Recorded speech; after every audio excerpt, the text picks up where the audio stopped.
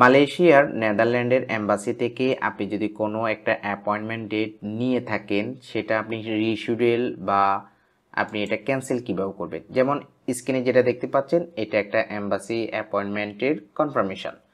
So আমি এখন এটা চাচ্ছি যে রিশিডিউল করব। আমি এই ডেটে নেব না, এখানে 29 তারিখ তো, আমি এই ডেটে নেব না, অন্য ডেটে নেব, অথবা আমি এটা ক্যান্সেল করে দিতে চাচ্ছি। তখন কি করব? প্রথমে আমরা রিশিডিউলটা দেখি, আমরা এখানে ক্লিক করব। ক্লিক করার পরে আমরা এখানে প্রথমে রেফারেন্স নাম্বারটা দিব, অ্যাপ্লিকেন্টের লাস্ট নেম দিব এবং ইমেল আইডি দিব। এই হচ্ছে রেফারেন্স নাম্বার, এটাকে আমরা কপি করব, এখানে এসে পেস্ট করব, অ্যাপ্লিকেন্টের লাস্ট নেমটা দিব এবং এখানে ইমেল আইডিটা দিব। সাবমিট অপশনে ক্লিক করব। রিশিডিউল চাচ্ছি, সো আমরা এখানে রিশিডিউলে ক্লিক করব, ওকে প্রেস করব। দেন আমরা ডেটটা চেঞ্জ করে দিতে পারি।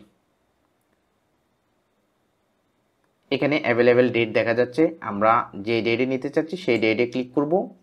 টাইমটা দিলেই মোটামুটি আমাদের রিশিডিউল হয়ে যাবে। এখন আমরা দেখব কিভাবে আসলে ক্যান্সেল করব।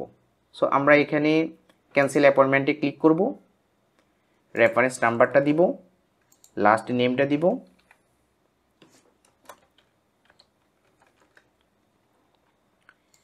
ইমেল আইডিটা দিব, সাবমিট অপশনে ক্লিক করব। দেন ক্যান্সেল অ্যাপয়েন্টমেন্টে ক্লিক করব, ওকেতে প্রেস করব। ফাইনালি আমাদের অ্যাপয়েন্টমেন্টটা ক্যান্সেল হয়ে গিয়েছে এবং সাথে সাথে আমরা একটা মেল পাবো যে আমাদের অ্যাপয়েন্টমেন্টটা ক্যান্সেলেশন করা হয়েছে।